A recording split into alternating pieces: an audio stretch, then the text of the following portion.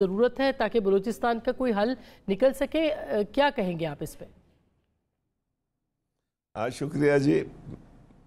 لیکن میں سمجھتا ہوں کہ بلوچستان کا حل سیاسی ہے، سیاسی حوالے سے نکل سکتا ہے، نہ کہ بندوق کے زور پہ. اور جو کچھ یہ 18 سال میں ہوا ہے اس میں نفرتیں بڑھ گئی ہیں. اور یہ جو ہمارے اسلام آباد میں بیٹھ کے بلوچستان کے بارے میں جو باتیں کر رہے ہیں ان کو زمینی حقائق کا پتہ نہیں ہے کہ بلوچستان کے نوجوان جمہوریت سے اور وفاق سے کتنا دور گئے ہیں.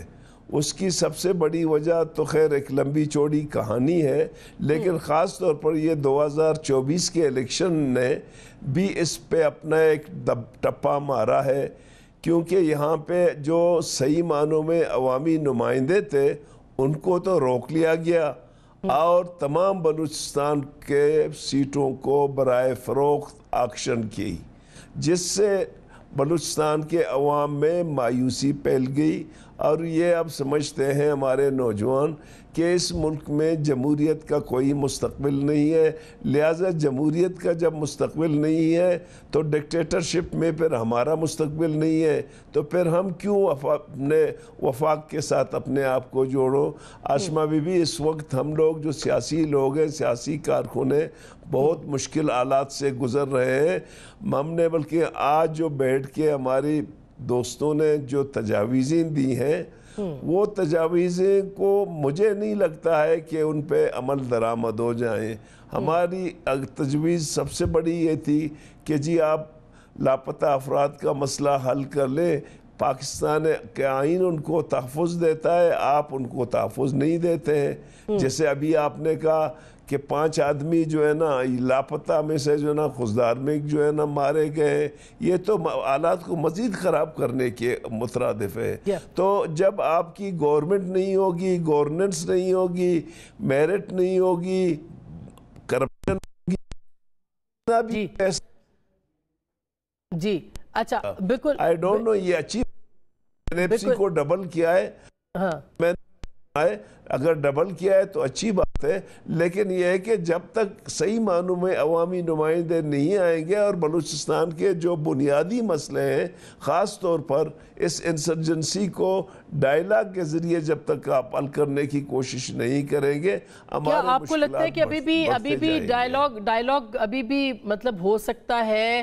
کیونکہ یہ تو کہا گیا ہے کہ ہم جو کالعدم تنظیمیں ان کے ساتھ بات چیت نہیں کریں گے، اور وہاں پہ تمام جو کالعدم تنظیمیں ہیں انہوں نے ہاتھ بھی جوڑ لیے اس انسرجنسی کے اندر. اور کل آپ نے سنا بھی، آج پرائم منسٹر نے بھی کہا کہ سی پیک ٹارگٹ ہے اس پورے معاملے کا. تو بہرحال ایک انوالومنٹ پاکستان کی سالمیت کے اوپر جو ہے وہ بیرونی بھی موجود ہے ڈاکٹر صاحب، لیکن آپ کو لگتا ہے کہ ابھی بھی کوئی بات چیت کے ذریعے سے معاملات نکل سکتے ہیں؟ آپ نے ایک کوشش کی تھی جب آپ وزیر اعلیٰ تھے، لیکن پھر آپ کی حکومت کو بھی ہٹا دیا گیا تھا.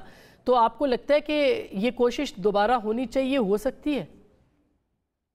دیکھیں آسما بی بی، نواب اکبر بگٹی کو شہید کیا گیا، کیا وہ سی پیک کے خلاف تھا؟ نہیں. جب یہاں پہ آپریشن شروع ہوئے ان کی کاز کیا تھی؟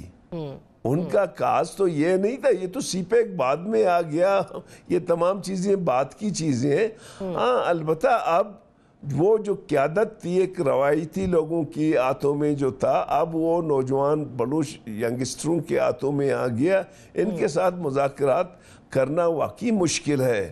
میں جب اس زمانے میں جب میں نے مذاکرات پہ ہماری ٹیم تھی ایک، جب ہم گئے تھے اس وقت مذاکرات کے امکانات بہت زیادہ تھے اور کامیابی کے امکانات زیادہ تھے.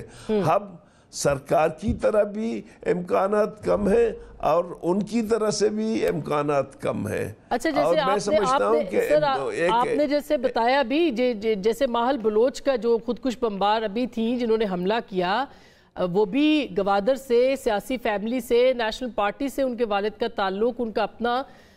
یہ نوجوان جن میں کوئی لاپتہ افراد بھی نہیں تھے، یعنی اگر کہا جائے کہ وہ ریزن، تو پھر ان کا ادھر جانا آپ کو کیا لگتا ہے یہ صرف اور صرف پولیٹیکل جو سپیس ہے وہ نہ ہونا ہے؟ میں سمجھتا ہوں کہ جو ماحول تھی وہ نیشنل پارٹی کے جو یونین کونسل سربندر کا حمید ہے اس کی بیٹی تھی. اس کا چاچا بابو گلاب جو ہے نا 2 دفعہ ہمارا ڈسٹرکٹ کونسل کا چیئرمین رہا ہے نیشنل پارٹی کا.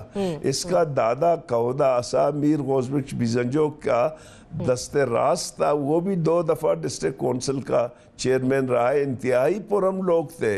لیکن بلوچستان کے تعلیمی اداروں میں بلوچستان میں ایسے ماحول پیدا کیے گئے ہیں کہ اب میں سمجھتا ہوں کہ روز بروز جو ہمارے نوجوان ہیں وہ ان چیزوں کی طرف جا رہے ہیں اور وہ قائل ہو رہے ہیں کہ جی یہاں پہ تو ہمیں ہمارے حقوق نہیں ملتے. ہم ایک پرو فیڈریشن پارٹی ہیں, عدم تشدد کے پیروکار ہیں, ہمارے لیے مشکلات پیدا ہو رہے ہیں. ہمارے دوست جو ہے نا ہمیں چھوڑ رہے ہیں کہ جی اب اس ملک میں الیکشن تو ہوگا نہیں, عوام کسی اور کو ووٹ دے گا, جیتے گا کوئی اور, پھر ہم اپنے آپ کو کیوں خوار کر لیں.